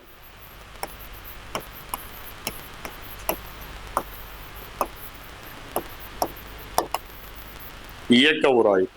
இந்த இயக்க உராய்வு மேலும் 2 வகைப்படும். சரிங்களா, நழுவு உராய்வு, நழுவு உராய்வு, உருளு உராய்வு. உருளு உராய்வு. சரிங்களா, ஸ்லைடிங் ஃபிரிக்ஷன், ரோலிங் ஃபிரிக்ஷன்ன்றது போல. சரிங்களா, சரி. உராய்வு எப்பவுமே இயங்கும் பொருளுக்கு எதிர் திசையிலே செயல்படும். அது ஒரு பாயிண்ட். நிலை உராய்வுன்றது என்ன அப்படின்னு நம்ம பார்க்கும்போது, இந்த புவியில் இருக்கக்கூடிய நிலையான பொருட்கள் எல்லாத்திலுமே நிலை உராய்வு இருக்குன்றது பொதுவானது. ஆனா நிலை உராய்வு என்பது ஒரு பொருள் இப்படி இருக்குன்னு வச்சுக்கலாமே. இப்ப இந்த பெண்ணு இப்படி இருக்கு அப்படின்னா, நார்மலா பெண் வைக்கிறதுக்கு ஒரு பலூன் ஊதி வைக்கிறது டிஃபரெண்ட் இருக்கு. இந்த பெண் அப்படியே இருக்கும், பலூன் காட்டுல ஆடிஞ்சிரும், கீழே விழுந்துரும். அப்ப இது என்ன பண்ணுது, இந்த இதுக்கும் இந்த கீழே இருக்கக்கூடிய இந்த சர்ஃபேஸ்க்கும் ஒரு சின்ன கிரிப் உராய்வு இருக்கு. அப்ப நிலை உராய்வு என்பது புறவிசை அதை செயல்பட்டு மாற்றக்கூடியதை எதிர்க்கும் வகையில அதனுடைய நிலை அப்படியே தக்க வைக்கிறதுக்காக ஒரு சின்ன ஒரு கிரிப் இருக்கு, ஒரு உராய்வு. இதுதான் நிலை உராய்வுன்னு நம்ம சொல்றோம். சரிங்களா, அப்போ புறவிசை செயல்பட்டு அதனுடைய நிலை மாற்றத்தை முயற்சிக்கும் போது அதை எதிர்க்கக்கூடிய பண்பு தான் நிலை உராய்வு அப்படின்னு நம்ம சொல்றோம். இயக்க உராய்வு அப்படின்னு இயங்கும் போது ஏற்படக்கூடிய உராய்வு. நழுவு உராய்வுனா ஸ்லைடிங். நம்ம பார்க்குல எல்லாம் பார்க்கும்பொழுது குழந்தைகள் விளையாடக்கூடியதுல ஒரு சறுக்கு விளையாடுவாங்க இல்லைங்களா, சோ அதுதான். அது வந்து நழுவு உராய்வுக்கு ஒரு உதாரணமா நம்ம சொல்லலாம். அதுக்கடுத்து உருளும் உராய்வு. நம்ம பயன்படுத்தக்கூடிய வாகனங்கள், பஸ், காரு, சரியா, வண்டி எல்லாத்துலயுமே அந்த வீலிங் மூலமா யூஸ் பண்றது இல்லையா, அதுதான். அப்ப ரெண்டுத்துல எது குறைவா இருக்குன்னா உருளும் உராய்வு தான். வீல் தான் குறைவான ஒரு ஃபிரிக்ஷன் வந்து காணப்படும். அப்ப உராய்வை பத்தி நம்ம பார்த்துட்டோம். சரிங்களா, இது ஜஸ்ட் சும்மா அப்படி நோட் பண்ணிக்கோங்க. இந்த 4 ஆப்ஷனுக்கு உண்டான விளக்கங்களை நம்ம பார்த்தலாம். ஈர்ப்பு விசையை பத்தி நம்ம பார்த்தாச்சு. F directly proportional to m1 into m2 divided by r²ன்றதை நம்ம பார்த்துட்டோம். அப்படின்னா அது கீழ் நோக்கி இழுக்குன்ற ஒரு விஷயமா தான் இருக்கும். அதை கம்பல்சரி உராய்வுக்கு வந்து காரணமா அமையாது. இழுவிசை என்பது சரிங்களா, கயிறு இல்லைன்னா கம்பி வழியாக இழுக்கப்படும் போது ஏற்படக்கூடியதான் இழுவிசை அப்படின்னு நம்ம சொல்றோம். அதை எடுத்து பார்க்கும்போது உராய்வு எப்பவுமே இயக்கத்திற்கு எதிராக அமையும். ஸோ இதுதான் வந்து சரியான விடையா பார்க்கப்படுது. சரிங்களா, friction force always act opposite the motion and opposes movement. சரிங்களா, இயக்கத்தை எதிர்ப்பு இயக்கத்துக்கு எதிராக தான் செயல்படும். அடுத்து காந்த விசை. சரிங்களா, காந்த விசை காந்த துருவங்களுக்கு இடையான ஈர்ப்பு விசை அல்லது விளக்கு விசையை தான் ஏற்படுத்தும். சரிங்களா, சோ நோட் பண்ணிக்கங்க. 12th கொஸ்டின் பார்த்தலாம். which of the following is the scalar quantity? கீழ்கண்டவற்றில் இது ஸ்கேலார் அளவு. ஃபர்ஸ்ட் ஸ்கேலார்னா என்ன அப்படின்றத ஃபர்ஸ்ட் நம்ம பார்த்தலாம். சரிங்களா, ஸ்கேலார் அப்படின்றது என்னன்னா எண் மதிப்பு மட்டும் பெற்றிருக்கு. எண் மதிப்பு மட்டும் பெற்றிருக்கு. அது எது பெற்றிருக்காது அப்படின்னு நம்ம பார்க்கும்போது திசை பண்பு. திசை பண்பு பெற்றிருக்காது. சோ இதுதான் என்னது ஸ்கேலார் நம்ம பார்க்கிறோம். அப்போ இடப்பெயர்ச்சி அப்படின்றது என்ன அப்படின்னா ஏ பி அப்படின்னு ஒரு பிளேஸ் இருக்குன்னு வச்சுக்கலாமே. ஒரே திசையில தான் போனோமே, அப்படி இருந்தாதான் இடப்பெயர்ச்சி. திசை மாறி போனா அது பேர் என்னது டிஸ்டன்ஸ், தொலைவு அப்படின்னு நம்ம சொல்லுவோம். அப்போ இடப்பெயர்ச்சி ஒரே திசையை நோக்கி நேர்கோட்டு திசையில் தான் செல்லணும். அப்ப இது திசை பண்பு பெற்றிருக்குது அப்படின்னா இது வெக்டார். அடுத்து உந்தம். சரிங்களா, உந்தமோ நிறை இன்ட்டு திசை வேகம். சரிங்களா, நிறை இன்ட்டு மொமெண்டம், நிறை இன்ட்டு திசை வேகம். திசை வேகத்திலேயே திசை இருக்கு, அப்ப இது கம்பல்சரி திசை வேகம். அப்ப இதுவும் வெக்டார், இதுவும் வராது. சரிங்களா, அதுக்கு அடுத்து இந்த சைடு விசை. சரிங்களா, விசை என்பது எதனா ஒரு திசையில் தான். இந்த சைடு கொடுக்கறதுனா இந்த சைடு, இல்ல இப்படி தள்ளலாம் இப்படி தள்ளனா திசை என்பது திசையை சார்ந்ததுதான். அப்ப என்னது விசை வெக்டார். அழுத்தம், அழுத்தம் என்பது சரிங்களா என்னது ஸ்கேலார். சரிங்களா, எண் மதிப்பு மட்டுமே கொண்டிருக்கும். எவ்வளவு எந்த பரப்பின் மேல செயல்படுது அப்படின்றத பொறுத்து. சரிங்களா, எண் மதிப்பு மட்டும்தான் பெற்றிருக்கும். அப்ப இதுக்கு உண்டான சரியான விடை என்னது அழுத்தம். பிரஷர் என்பது சரியான விடையா பார்க்கப்படுது. அப்ப அழுத்தம் நம்ம சொல்லும் போது ஆல்ரெடி இதை டிஸ்கஷன் பண்ணியாச்சு. ஒரு குறிப்பிட்ட பரப்பு மேல செயல்படக்கூடிய சரிங்களா மீட்டர் ஸ்கொயர் நியூட்டன் அப்படின்னு நம்ம பார்ப்போம். சரிங்களா, நோட் பண்ணிக்கலாம். பைலிங்ல இதை பத்தின எக்ஸ்பிளனேஷனு. அழுத்தம் ஸ்கேலார் அளவு, ஏனெனில் இதற்கு என்னது திசை கிடையாது, இடப்பெயர்ச்சி திசை கொண்டது, அதனால வெக்டரு. அதே போலதான் ஆல்ரெடி நம்ம எக்ஸ்பிளைன் பண்ணதான் பைலிங்ல கொடுத்துருக்கோம். நோட் பண்ணிக்கங்க உங்களுடைய பர்பஸ்க்காக. 13th கொஸ்டின் பார்க்கலாம். which is not to change directly from solid state to gaseous state without become liquid. சரிங்களா, கீழ்கண்ட எந்த திடப்பொருளை வெப்பப்படுத்தும் போது திரவ நிலைக்கு மாறாமல் நேரடியாக வாயு நிலைக்கு மாறுவது இல்லை. சரிங்களா, திரவ நிலைக்கு மாறாம மாறுவதில்லை அப்படின்னு கொஸ்டின் கேட்டிருக்காங்க. சோ என்ன சொல்றாங்கன்னா மத்த எல்லாமே டைரக்டா மாறிடும், எது திரவ நிலையா ஆகுதுன்னு கொஸ்டின் கேட்கறாங்க. அதுதான் சரிங்களா, கொஸ்டின் அப்படி ட்விஸ்ட் பண்ணி கேட்டிருக்காங்க. அப்ப பாத்துடலாம். இந்த நாப்தலின் பால் நார்மலாவே என்னது பதங்கமாதல், சப்ளிமேஷன் சொல்லுவாங்க. இப்ப பதங்கமாதல்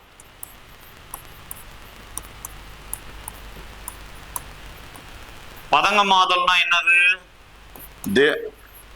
திடம் நம்பர் 1 திரவ நிலைக்கு மாறாம, நம்பர் 2க்கு மாறாம டைரக்டா வாயுவுக்கு போயிடுச்சுன்னா அதுதான் என்னது சப்ளிமேஷன் அப்படின்னு நம்ம சொல்றோம். அப்படி இந்த செயல்முறை இல்லாதது எதுன்னு கொஸ்டின் புரியுதுங்களா? அப்போ உறைந்த CO2 பதங்கமாதலுக்கு எக்ஸாம்பிள் இதுவும். சரிங்களா, பதங்கமாதலுக்கு எக்ஸாம்பிள். அப்ப இது ஆன்சரா வராது. பதங்கமாதல் இல்லாத எது வருதுன்னு தான் கொஸ்டின் கேட்கறாங்க. நாப்தலினுடையும் பதங்கமாதலுக்கு எக்ஸாம்பிள், அயோடினும் பதங்கமாதலுக்கு எக்ஸாம்பிள். சரிங்களா, சோ இது எல்லாமே அதே போல திரவ நிலையில் காணப்படும், திட நிலையில் காணப்படக்கூடிய ஒரு அமிலம் கேட்டோம்னா என்ன வந்துடும், இந்த பென்சோயிக் அமிலம் ஊறுகாய் பதப்படுத்துறதுல அதிக அளவு பயன்படுது. சரிங்களா, அதுக்கடுத்து பனிக்கட்டி. பனிக்கட்டி தான் பதங்கமாதலுக்கு எக்ஸாம்பிளா வராது. ஏன்னா பனிக்கட்டிய நம்ம அப்படியே வளிமண்டலத்துல வச்சாலும் சரி, இல்ல நம்ம வெப்பப்படுத்தினாலும் சரி, அது உருகி திரவமா மாறிடும். அதுக்கப்புறம் வெப்பம் அதிகரிக்கும் போது ஆவியாகலாம். அப்ப இது அப்படியே 3 நிலையே தொடர்ச்சிதான் இருக்கும், திட திரவ வாயு. அப்ப இதுக்குண்டான சரியான விடை எதுனா ஆப்ஷன் ஏ என்பதுதான் சரியான விடை. சோ இதுக்குண்டான எக்ஸ்பிளனேஷன் 4 ஆப்ஷனையும் நம்ம பார்த்துடலாங்களா? அப்ப அதை பத்தி பார்த்துடலாம். மாறாதது எதுன்னு கேட்டிருக்காங்க இல்லையா, அப்ப மாறாதுன்னா ஆப்ஷன் ஏ தான். பனிக்கட்டி வெப்பப்படுத்தும் போது உருகி நீர்ம நிலைக்கு மாறிய பின்னரே வாயுவாகிறது. அயோடின் பதங்கமாதல் முறையில் திடநிலையிலிருந்து நேரடியாக வாயு நிலைக்கு மாறும். Iodine changes directly from solid to gas state through the process of sublimation. அடுத்து உறைந்த கார்பன் டை ஆக்சைடு. என்ன உறைந்த கார்பன் டை ஆக்சைடு? சரிங்களா, திரவ நிலைக்கு மாறாமல் நேரடியாக வாயு நிலையாக மாறும். சரிங்களா, அப்போ உறைந்த, சரிங்களா, the carbon dioxide change directly into gas without becoming liquid. Naphthalene உருண்டை வளிமண்டல வெப்பநிலையிலே நேரடியாக வாயுவாக மாறும். Naphthalene ball can change directly in gaseous state at atmospheric temperature. சரிங்களா, சோ நோட் பண்ணிக்க. 14வது கேள்வி பார்த்துக்கலாம். which of the following is vector quantity? கன அளவு, நிறை, விசை, நீளம் ஆப்ஷன் கொடுத்துறாங்க. கீழ்கண்டவற்றில் இது வெக்டார் அளவு. Volume, mass, force, liquid. சரிங்களா, சாரி, லென்த். கன அளவு வந்து ஸ்கேலார், நிறையும் ஸ்கேலார், ஏன்னா எண் மதிப்பு மட்டும்தான். நீளமும் எண் மதிப்பு தான், மேக்னிடியூட் வேல்யூ மட்டும்தான் இருக்கும். ஆனா விசை மட்டும்தான் ஒரு திசையில் தான் செயல்படுகின்ற திசை பண்பு பெற்றிருக்கும். அப்ப விசை மட்டுமே வெக்டார். அப்போ இதுக்குண்டான சரியான விடை ஆப்ஷன் சி, ஃபோர்ஸ். சரிங்களா, அப்போ ஆப்ஷனை பார்த்துடலாங்களா?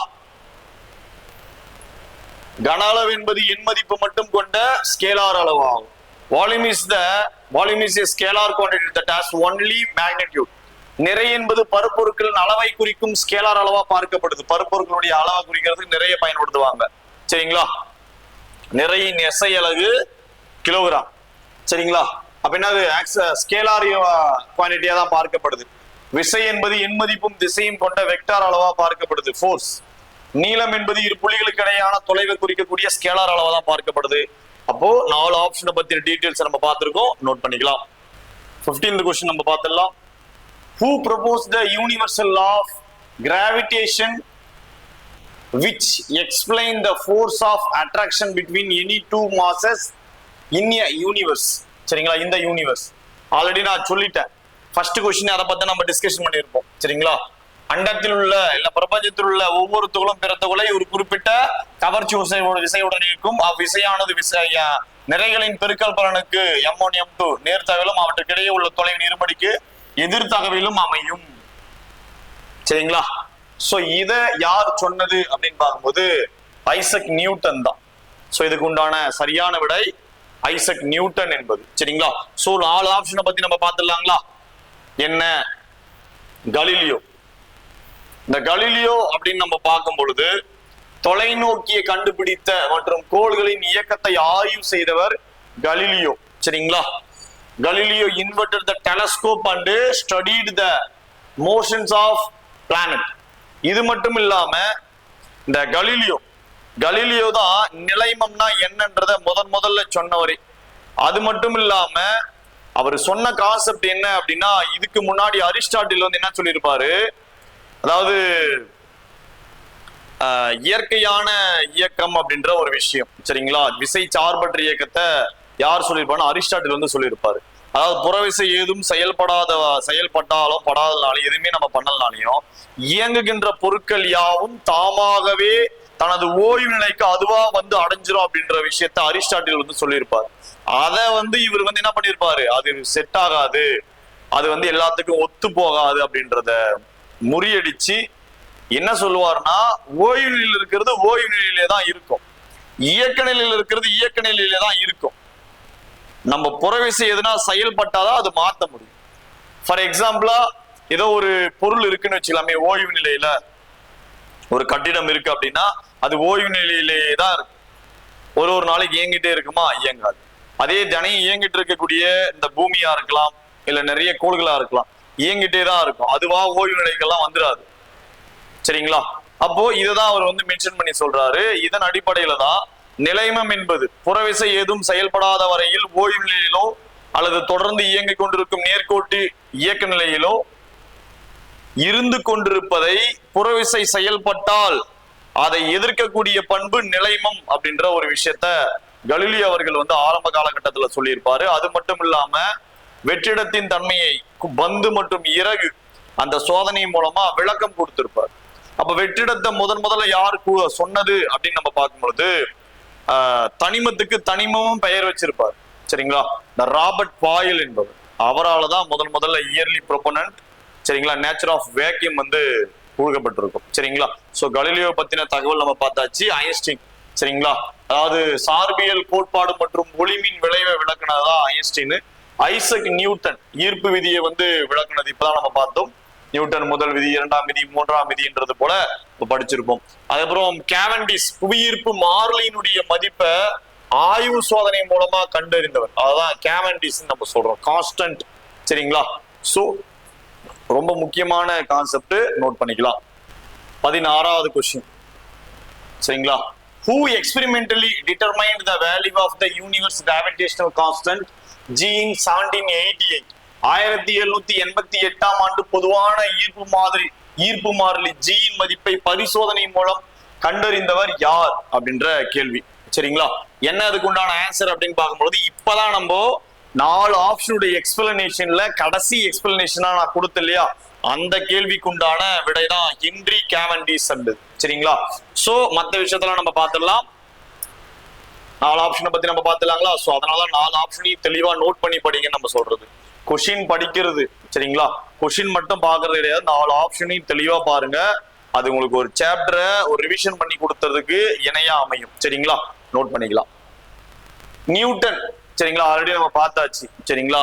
F diagonal proportional to m1 into m2 divided by r square சொல்லக்கூடிய பொது ஈர்ப்பியல் விதியை வந்து கண்டுபிடிச்சது நியூட்டன். நியூட்டன் பத்தின விஷயங்கள் கலீலியோ பத்தி ஆல்ரெடி நம்ம பார்த்தாச்சு. சரிங்களா. வானியல் ஆய்வுகள் மற்றும் இந்த சாய்வுதள சோதனைக்கான ஒரு முக்கியமான ஒரு நன்கு அறியப்பட்டவரா பார்க்கப்படுது. பாரடே மின்காந்தவியல் மற்றும் மின் வேதியியல் துறையில குறிப்பிடத்தக்க பங்களிப்பை ஏற்படுத்தினவர், ஆப்ஷன் டில கொடுக்கப்பட்ட பாரடே. மைக்கேல் பாரடே என்பவர் வந்து மின் மோட்டாருடைய முன்மாதிரியை வடிவமைத்தவர். அப்புறம் டைனமோ. அடுத்து பார்க்கும்போது மின்சாரவியலின் தந்தை என்று அழைக்கப்படுவர் இவர்தான். சரிங்களா. மின்சாரத்தின் தந்தை அப்படின்னு சொல்லக்கூடியது மைக்கேல் பாரடே. இவருடைய கண்டுபிடிப்புகள் வளர்ந்து வரக்கூடிய தொழில்நுட்பத்துல 2 மைல்கற்களை வந்து கடந்ததற்குண்டான மிகப்பெரிய ஒரு வாய்ப்பு அமைஞ்சது இவருடைய சாதனையாலதான். சரிங்களா. அடுத்து பார்க்கும்பொழுது ஹென்றி கேவண்டிஸ் 1788ல முறுக்கு தராசு சோதனை மூலமா எதை கண்டுபிடிச்சிருப்பாரு, ஜியின் மதிப்பை வந்து கண்டுபிடிச்சிருப்பாரு. சரிங்களா. நோட் பண்ணிக்கங்க. அடுத்து 17வது கேள்வி ரொம்ப ரொம்ப முக்கியமானது. The main reason for heat transfer between fluid and gas is dash. திரவம் மற்றும் வாயுக்கு இடையான வெப்ப பரிமாற்றத்திற்கான முக்கிய காரணம் என்ன? Option conduction, convection, radiation, both conduction and, சரிங்களா, டிஃபர்மேஷன் அப்படின்னு கொஸ்டின் கேட்டிருக்காங்க. வெப்ப கடத்தல், வெப்பச்சலனம், வெப்ப கதிர்வீச்சு, ஏ அண்ட் பின்னு கொஸ்டின் கேட்டிருக்காங்க. ஃபர்ஸ்ட் வெப்பத்தை பத்தி நம்ம தெளிவா தெரிஞ்சுக்கணும். இந்த சாப்டர் பொறுமையா தெளிவா கவனிங்க. ஃபர்ஸ்ட் வெப்பம். வெப்பம் என்பது என்ன? சரிங்களா. வெப்பம் என்பது கவனிச்சுக்கலாங்களா, ஒரு பொருளில் உள்ள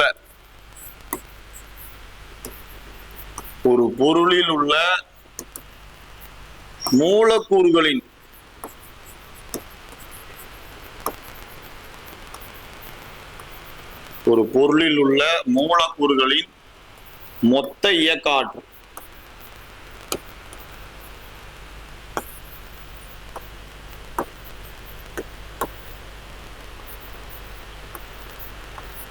மொத்த இயக்க ஆற்றல். அதுவே வெப்பநிலை என்றது என்ன?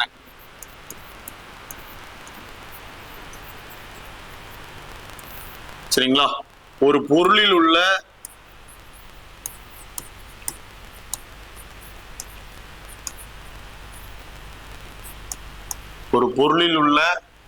மூலக்கூறுகளின்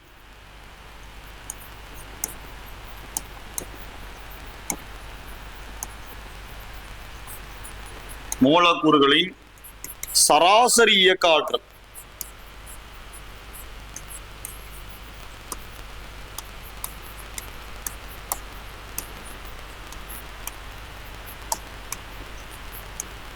சராசரி இயக்க ஆற்றல். இப்போ இதனுடைய வெப்பத்தினுடைய எஸ்ஐ அலகு, ஹீட்டுடைய இங்கிலீஷ் மீடியம் நோட் பண்ணீங்க. மாலிக்யூல்ஸ் உடைய டோட்டல் கைனடிக் எனர்ஜி, ஆப்ஜெக்ட்ல இருக்கக்கூடிய மாலிக்யூல்ஸ் உடைய டோட்டல் கைனடிக் எனர்ஜி தான் என்ன நம்ம சொல்றோம், ஹீட்னு சொல்றோம். டெம்பரேச்சர், சரிங்களா, இது டோட்டல் கைனடிக் எனர்ஜி. அது ஆப்ஜெக்ட்ல இருக்கக்கூடிய ஆவரேஜ் கைனடிக் எனர்ஜி. இதனுடைய எஸ்ஐ அலகு என்ன அப்படின்னு நம்ம பார்க்கும்போது வெப்பத்தின் எஸ்ஐ அலகு ஜூல், வெப்பநிலையின் எஸ்ஐ அலகு கெல்வின். சரிங்களா? சரி, வெப்பம்னா என்ன, வெப்பநிலைனா என்ன நம்ம பார்த்தாச்சு. சரிங்களா? இதை நோட் பண்ணிக்கங்க. நோட் பண்ணியாச்சுங்களா? இப்போ நம்ம வேற எதை பத்தி பாக்குறோம் அப்படின்னு நம்ம பார்க்கும் பொழுது வெப்பத்தினுடைய பண்பு. சரிங்களா? உயர்ந்த வெப்பநிலை,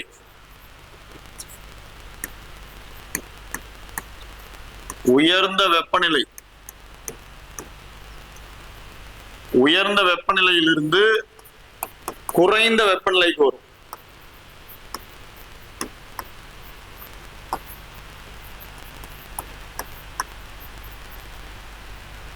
இதுதான் வெப்பத்தினுடைய ஒரு பேசிக்கா நம்ம பார்க்கணும். இதரையும் புரிஞ்சுதுங்களா? இதை நோட் பண்ணீங்க. என்ன அப்படின்னு நம்ம பார்க்கும்போது ஆப்ஷன் இருக்கு இல்லையா, வெப்பம், வெப்பநிலைனா என்ன, வெப்பத்தினுடைய பொதுவான பண்பு என்ன, ஹை டெம்பரேச்சர்ல இருந்து தான் லோ டெம்பரேச்சருக்கு வரும் அப்படின்னு நம்ம பார்த்தோம். சார் இது ஏன் சார் சொல்லிட்டு இருக்கீங்க அப்படின்னா, இருக்கு இந்த 4 ஆப்ஷன் புரிஞ்சுக்கிறதுக்கு இதுக்கு சம்பந்தம் இருக்கு, இல்லைன்னா புரியாது, நான் பாட்டுக்கு சொன்ன மாதிரி ஆயிடும். சரிங்களா? ஒரு விஷயத்த முழுமையா புரிஞ்சுக்கணும்னா என்னைக்குமே மறக்காது. அறகுறையா புரிஞ்சுக்கணும்னா மறுபடியும் அதை படிக்கிற மாதிரி இருக்கும். ஒரு தடவை தெளிவா புரிஞ்சுக்கணும்னா அதை ரிவிஷன் மட்டும் தான் நம்ம பண்ணணும். சரிங்களா? அப்ப கவனிக்கலாம். ஃபர்ஸ்ட் வெப்ப கடத்தல் அப்படின்றது ஆப்ஷன் ஏ.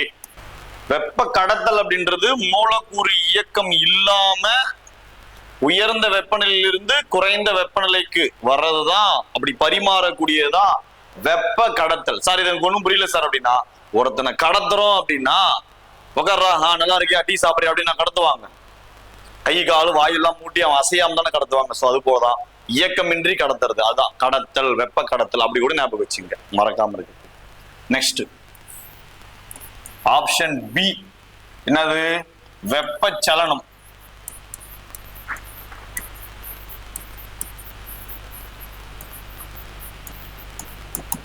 வெப்பச்சலனம்ன்றது என்ன, இதுக்கு அப்படியே ஆப்போசிட். மூலக்கூறு இயக்கத்துடன் actual movement, with actual movement, மூலக்கூறு இயக்கத்துடன்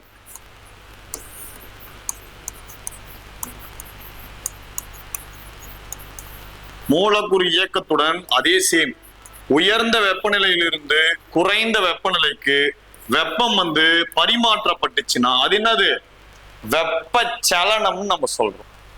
இது புரிஞ்சுதுங்களா? அதுக்கடுத்து வெப்ப கதிர்வீச்சுன்றது என்ன, அதை பத்தி நம்ம பார்த்துலாங்களா? வெப்ப கதிர்வீச்சு, வெப்ப கதிர்வீச்சு அதான் ரேடியேஷன் நம்ம சொல்றது. வெப்ப கதிர்வீச்சு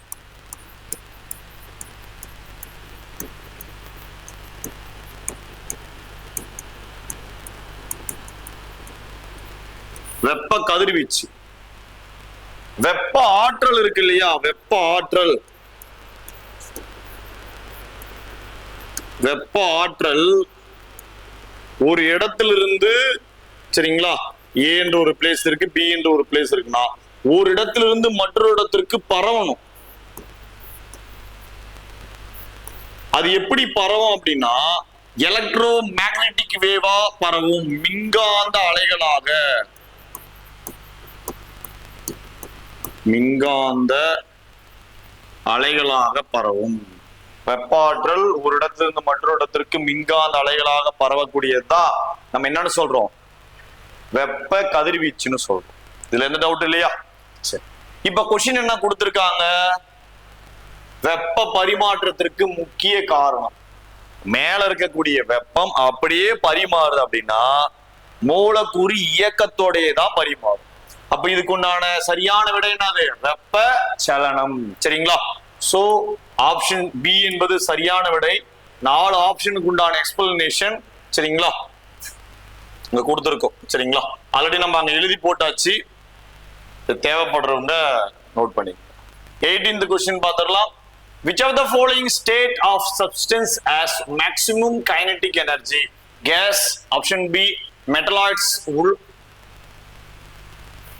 Metalloids means உலோக கலவை. இதை கரெக்ஷன் பண்ணீங்க, உலோக கலவை. அடுத்து பார்க்கும்போது சாலிட், லிக்விட். சரிங்களா?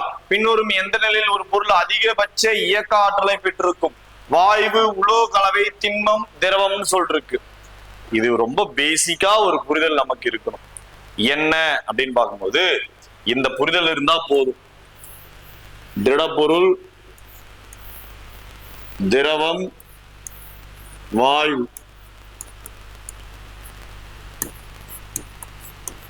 திரவம், திண்மம், சாலிட், லிக்விட், வாயு அப்படின்ற 3 விதமா நம்ம பிரிக்கிறோம். சரிங்களா? எத? பருப்பொருள்.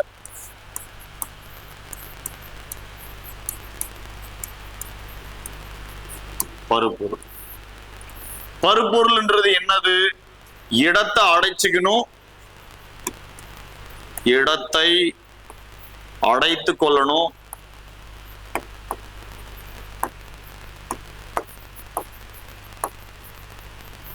இடத்தை அடைத்து கொள்ளும் பண்பு இருக்கணும். நம்பர் 1. ஆர் நம்பர் 2, நிறை பண்பு இருக்கணும். நிறை பண்பு. இது ரெண்டும் இருக்கிறதா? ரெண்டும் இருந்தா அது பருப்பொருள் சொல்றோம். சரிங்களா? மிக நுண்ணிய அந்த பொருட்களை பருப்பொருட்கள் கண்களால பார்க்க இயலாது அப்படின்னு நம்ம சொல்றோம். சரிங்களா? சரி, ஓகே. இந்த பருப்பொருட்கள் பேசிக்கா 3 வகைப்படும். மொத்தமா பார்க்கும்போது 5 வகை. திட, திரவ, வாயு. அதுக்கடுத்து பார்க்கும்போது என்னது? 4வதா அந்த 5 நிலையை நம்ம பொறுமையா பார்க்கலாம். சரிங்களா? 4வது பிளாஸ்மா அப்படின்ற ஒரு நிலையெல்லாம் இருக்கு. சரி, அதை பத்தி நம்ம பார்த்துலாம். இப்ப போட்டு கன்ஃபியூஸ் பண்ணிக்க வேண்டாம். சரிங்களா? சோ அதை பத்தி நம்ம பார்க்கலாம். இடத்தை அடைத்துக் கொள்ளக்கூடியது. அதை எடுத்து பார்க்கும்போது நிறை பண்புடையது. ஏன் இந்த 4-5 நிலையை நான் சொல்லல சார் அப்படின்னு கேட்டா, இதை பத்தின கொஸ்டின் வருது. நம்ம அதை பத்தி நம்ம பார்த்துலாம். இதையும் அதையும் போட்டு கன்ஃபியூஸ் ஆன மாதிரி ஆயிடும். சரிங்களா? சோ அதை பத்தி நம்ம பார்க்கலாம். திண்மம், திரவம், வாயு பருப்பொருட்களுடைய பேசிக்கா. இதுல பருப்பொருட்கள் ரொம்ப அருகருகே அமைஞ்சிருக்கு. திரவம் கொஞ்சம் இடைவேளை விட்டு இருக்கும். ஆனா வாயு இடைவேளை விட்டு இருக்கும், இங்கும் அங்கும் அலைமோதி கொண்டே இருக்கும். அப்போ எதுல கைனடிக் எனர்ஜி அதிகமா இருக்குன்னா வாயு. சரிங்களா? அப்போ அதிகமா கைனடிக் எனர்ஜி இருக்கக்கூடியது எது அப்படின்னு பார்க்கும்போது வாயு என்பது சரியான விடை. நோட் பண்ணிக்கலாம். நெக்ஸ்ட் பாருங்க. இதுக்கு உண்டான எக்ஸ்பிளனேஷன் ஆல்ரெடி கொடுத்ததுதான். சரிங்களா? வாயு நிலையில் உள்ள மூலக்கூறுகள் மிக வேகமாக நகரக்கூடிய ஒரு தன்மை கொண்டதாலதான் அதிகபட்ச இயக்க ஆற்றல கொண்டிருக்கும். இதை பத்தி நம்ம டிஸ்கஷன் பண்ணியாச்சு. Molecules in gas state have maximum kinetic energy as they move very. சரிங்களா? அதாவது ரிப்பைட்லின்னு நம்ம பாக்குறோம். அதுக்கப்புறம் பார்க்கும்போது இந்த உலோக கலவை. சரிங்களா? பொருட்களின் நிலை மற்றும் மின்சாரத்தை வந்து கடத்தும் ஒரு தனிமமா நம்ம பார்க்கிறோம். அடுத்து திண்மத்தின் மூலக்கூறுகள் நெருக்கமாக இருப்பதால் இயக்க ஆற்றல் மிகவும் குறைவா இருக்கும். திரவம் அதுக்கப்புறம் திண்மத்தை விட வாயு நிலையில சரிங்களா அதிகமா இருக்கும். மற்ற இதெல்லாம் ரொம்ப குறைவா இருக்கும். ஸோ இதான் வந்து 4 ஆப்ஷன்லயும் நம்ம எக்ஸ்பிளைன் கொடுத்துருக்கிறது. நோட் பண்ணிக்கலாம். இது ரிப்பீட்டடான கேள்வி. இது என்ன சார் ரிப்பீட்டடான கேள்வி? உருகுநிலை, உறைநிலை, கொதிநிலை, இது மாதிரிலாம் கொஸ்டின் நீரை சம்பந்தமா கேட்டுறாங்க. ஸோ அதை பத்தி நம்ம பார்த்துடலாம். பனிக்கட்டியின் உருகுநிலை melting point of ice option A. சரிங்களா? 273 கெல்வின். சரிங்களா? இதுக்கு 4 ஆப்ஷன் பார்த்துடலாம். எக்ஸாம்பிள் வந்து ரிப்பீட்டடா கொஸ்டின் கேட்கக்கூடியது. சரிங்களா? மொத்தமே நமக்கு தெரிஞ்சிருக்கணும். கெல்வின்லும் ஃபாரன்ஹீட்லயும் செல்சியஸ்லயும். அப்ப செல்சியஸ்ல சரிங்களா மெல்டிங் பாயிண்ட் என்ன அப்படின்னு நம்ம பார்க்கும்போது 0. அடுத்து பார்க்கும்போது கெல்வின்ல பார்க்கும்போது அவருடைய ஃப்ரீசிங் பாயிண்ட். சரிங்களா? 200 உறைநிலை தமிழ்ல 273.15 கெல்வின். 273.15 கெல்வின். 273 தானே சார் இருக்கு அப்படின்னு நம்ம நினைக்கலாம். ஆனா அதனுடைய முழுமையான வேல்யூ வந்து 15. ஃபாரன்ஹீட் என்பது சரிங்களா 32 டிகிரி ஃபாரன்ஹீட். 32 degree Fahrenheit. சரிங்களா? அதுக்கடுத்து நெக்ஸ்ட் நீரினுடைய கொதிநிலை பாயிலிங் பாயிண்ட் நம்ம தெரிஞ்சுக்கணும். ரொம்ப முக்கியமானது. செல்சியஸ்ல எவ்வளவு அப்படின்னா 100 டிகிரி செல்சியஸ்ல கொதிக்க ஆரம்பிச்சிடும். கெல்வின்ல 373.15 கெல்வின். ஃபாரன்ஹீட்ல 212 ஃபாரன்ஹீட். அதே போல கெல்வினுக்கு மேல இந்த டிகிரி அப்படின்ற சிம்பிள் வராது. ஒரு பேசிக்கானது. சரிங்களா? சோ இந்த ரெண்டுத்தையுமே நோட் பண்ணிக்கங்க. சரிங்களா? இதையும் நோட் பண்ணிக்கங்க. பாஸ் பண்ணி அடுத்து இதையும் நோட் பண்ணிக்கங்க. ஸ்கிரீன் பாஸ் பண்ணி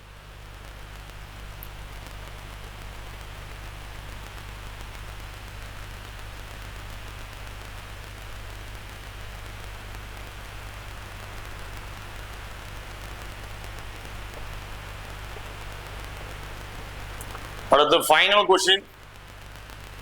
நான் சொன்னேன் இல்லைங்களா, இந்த 3 நிலையை பத்தி நம்ம பார்ப்போம். 3 நிலை இல்லாம மீதி 4 திட, திரவ, வாயு, பிளாஸ்மா. கடைசியா பார்க்கும்போது போஸ், ஐன்ஸ்டீன், அதை பத்தி நம்ம பார்ப்போம். சரிங்களா? 5 நிலை தெரிஞ்சு வச்சுங்க.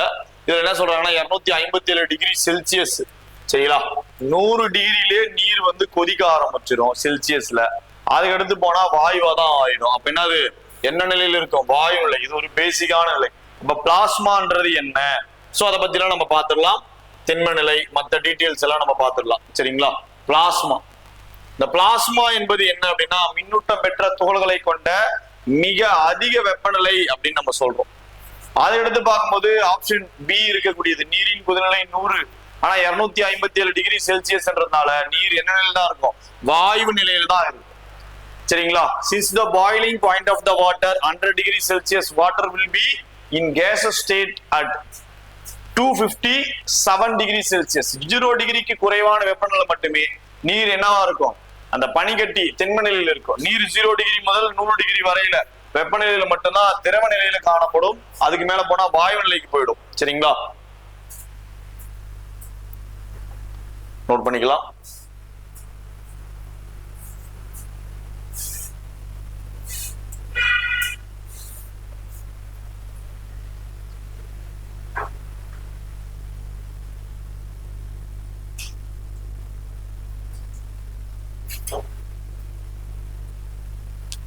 அது மட்டும் இல்லாம பருப்பொருட்களுடைய 4வது நிலை என்ன அப்படின்றத நம்ம தெளிவா பார்த்துட்டு போறோம். பருப்பொருட்களின் 4வது நிலை திட, திரவ, வாயு நிலைகளுக்கு அடுத்தபடியா இருக்கக்கூடியதுதான். இந்த 3 நிலைக்கு அடுத்தபடியா இருக்கிறதா இந்த பிளாஸ்மா அப்படின்னு நம்ம சொல்றோம். அயனியாக்கம் செய்யப்பட்ட வாயு நிலை. அதிக வெப்பநிலையில் வாயுக்கள் அயனியாக்கம் செய்யப்படுவதால் இந்த நிலை வந்து உருவாகுது. சரிங்களா? இப்ப பாக்குறது பிளாஸ்மாவை பத்தி நம்ம முழுசா பார்த்துட்டு இருக்கோம். அதை எடுத்து பார்க்கும்போது அதிக மின்கடத்தும் திறன் கொண்டதா நம்ம பார்க்கிறோம். சரிங்களா?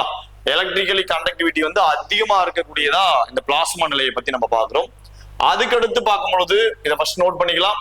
ஸ்கிரீன் பாஸ் பண்ணி அடுத்து இந்த பிளாஸ்மான்றது என்ன அப்படின்னு நம்ம பார்க்கும் பொழுது, பிரபஞ்சத்தினுடைய பொதுவான நிலையா கருதப்படக்கூடிய இது சூரியன் மற்றும் விண்மீன்கள் உட்பட பிரபஞ்சத்தில் 99 பருப்பொருட்கள் பிளாஸ்மா நிலையில தான் காணப்படுவது என்பது உறுதியான ஒரு மெய்ப்பாடா நம்ம பார்க்கிறோம். அதுக்கடுத்து பார்க்கும் பொழுது புவியியல்.